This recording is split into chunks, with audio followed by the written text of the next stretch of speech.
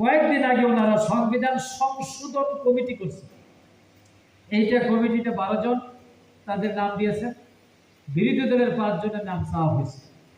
ওনারা আমাদেরকে বলছেন যে তোমাদেরকে সাগর কলা খেতে দিব।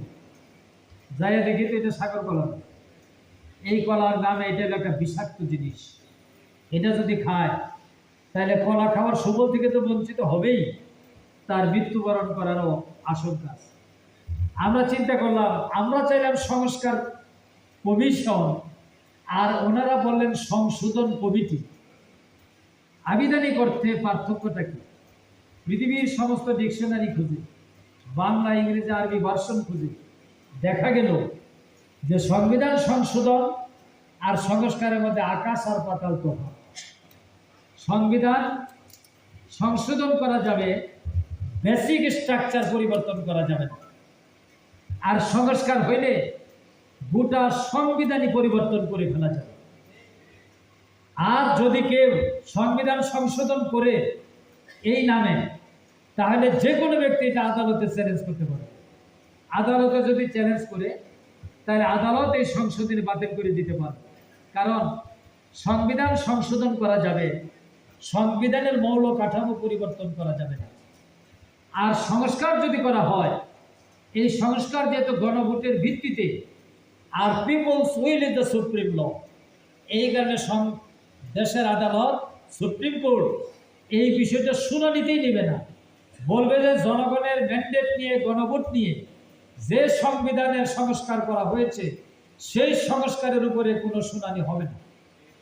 তার মানে ওনারা আপাতত আমাদেরকে একটা বোকার রাজ্যে বসবাস করে নাগরিক চিন্তা করি। ওনারা কোনোভাবে জুলাই সনদের এই পতাকা এক হাতে রেখে আরেক হাতে সংবিধান সংশোধনের নাম নিয়ে বাংলাদেশকে আরেকটি সাংবিধানিক ক্রাইসিসে ফেলে দেওয়ার, এবং বিরোধী দল সেই ক্রাইসিসের সাথে সম্পৃক্ত আছে এটা প্রমাণ করার জন্য আমাদের ওখানে নাম দিতে বলেছি। কিন্তু বিরোধী দলীয় নেতা, বিরোধী দল এবং জামাত ইসলাম অনেক আগেই চিন্তা করে রেখেছিল যে আমরা সংবিধান সংশোধন কমিটিতে যাব। ফলে আমিরে জামাত, বিরোধী দলীয় নেতা সেই দিনই পার্লামেন্টে দাঁড়িয়ে শুধুমাত্র এটার বিরোধিতা করেন নাই, পার্লামেন্ট থেকে ওয়াক আউট পর্যন্ত করেছে। কাজেই আমরা জুলাই সনদের পক্ষে, সংস্কারের পক্ষে, তারা জুলাইয়ের সংস্কারের বিপক্ষে। এই লড়াই নিয়েই আগামী দিনে বাংলাদেশের রাজনীতি। এই ক্ষেত্রে আমাদের সুস্পষ্ট বক্তব্য, জুলাই সনদের সাথে আমরা কোনো কম্প্রোমাইজ করব না।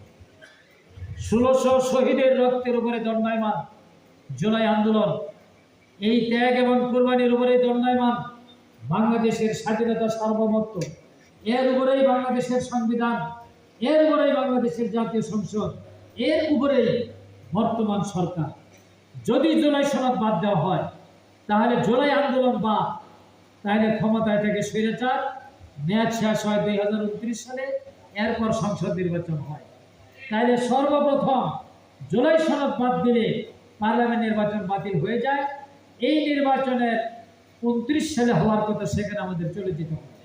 তাইলে আবারও সেই স্বৈরাচারী ব্যবস্থা, স্বৈরাচারকে এখানে পুনর্বাসনের ব্যবস্থা করে দেওয়া হবে। এত বড় কাপুরুষোচিত পদক্ষেপ বাংলাদেশের জনগণ আর কোনোদিন বাস্তবায়ন হতে দিবে না ইনশাআল্লাহ।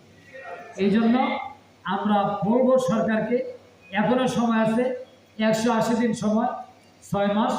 12ই ফেব্রুয়ারিতে সংসদ নির্বাচন, আর প্রথম অধিবেশন যেদিন হয়েছে সেদিন থেকে পরবর্তী 6 মাস, 180 দিনের মধ্যে এটা বাস্তবায়ন করতে হবে। এই এমবার্গোর কারণে জামাত প্রত্যেকটি বিভাগীয় শহরে সভা সমাবেশ করে জনগণকে ঐক্যবদ্ধ হওয়ার আহ্বান জানিয়েছে। আমিরে জামাত ঘোষণা দিয়েছেন 25শে জুলাই সিলেটের সমাবেশে পর্যন্ত তাদেরকে সময় দেওয়া হয়েছে। এর মধ্যে যদি তারা জুলাই সনদ বাস্তবায়ন না করেন, তাহলে আমরা 6 মাস সময় শেষ হওয়ার মুখোমুখি এসে দাঁড়িয়ে যাব। আর এই সুযোগ যদি হাতছাড়া হয়ে যায়, তাহলে বাংলাদেশে আবার স্বৈরাচারী ব্যবস্থার পুনরুত্থান হবে। আবার আয়নাঘর, আবার লুটপাট, আবার বিদেশে অর্থ পাচার, আবার ক্রসফায়ার, আবার সেই ধরে ধরে গ্রেপ্তার, আবার চাঁদাবাজি তো আগেই শুরু হয়ে গেছে। সব কিছু শুরু হয়ে যাবে। এই দৃশ্য থেকে বাংলাদেশের মানুষকে মুক্ত করার জন্য আমির জামাত আহ্বান জানিয়েছেন, তাহলে বৃহত্তর আন্দোলন ঘোষণা করা হবে। আমাদের সবাইকে চিরাবুরি নিয়ে ঢাকার রাজপথে সমবেত হতে হবে।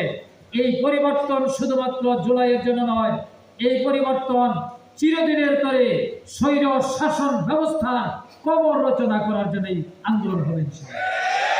এর মাধ্যমে আগামী দিনে বাংলাদেশে একটি সুখী সমৃদ্ধশালী বাংলাদেশ গড়ে উঠবে। আমরা লড়াইবাসীর কাছে আহ্বান জানাতে চাই, আমাদের বিরোধী দলীয় নেতা যে ডাক দিয়েছে, এই ডাকের যৌক্তিকতা আছে কারণেই আমরা আপনাদেরকে আহ্বান জানাচ্ছি। আমরা অহেতুক কাউকে কষ্ট দিতে চাই না, কিন্তু একদিনের কষ্ট 17.5 বছরের কষ্টে যেন ফেলে না দেয়, এই জন্য আমরা সতর্ক আছি। আর আমরা বাংলাদেশকে স্বৈর শাসকের কবলে ফেলে দিতে চাই না, ফেলে দিতে পারি না। এই লক্ষ্যে যে আন্দোলনের কর্মসূচি আগামী দিনে আসবে, আপনাদের মাধ্যমে সেই কর্মসূচি বাস্তবায়নের আহ্বান জানিয়ে যে আকাশ বাতাস ভারাক্রান্ত হচ্ছে, সেটাকে আমরা মানুষের একটি শান্তির নিবাসে পরিণতের জন্য, আগামী দিন মানবিক এক লড়াই গঠনের জন্য, বসবাস উপযোগী এক লড়াই গঠন। আজ থেকে আমরা এই সেশনের বাকি 5টি মাসকে সামনে নিয়ে আমরা কাজ করে যাওয়ার জন্য দুর্বার গতিতে এগিয়ে যাব। আমাদের জাতীয় জাগ্রত দলের সাংবাদিক মহোদয়, প্রাণপ্রিয় বন্ধুরা, আমরা আজকে এই সম্মেলনের কার্যক্রম একটি প্রতিকূল আবহাওয়াকে মোবারকবাদ জানিয়ে আজকের এই রোকন সম্মেলনের কার্যক্রম এখানেই সমাপ্তি ঘোষণা করছি। আল্লাহ হাফেজ। বাংলাদেশ জিন্দাবাদ। সকলকে ধন্যবাদ।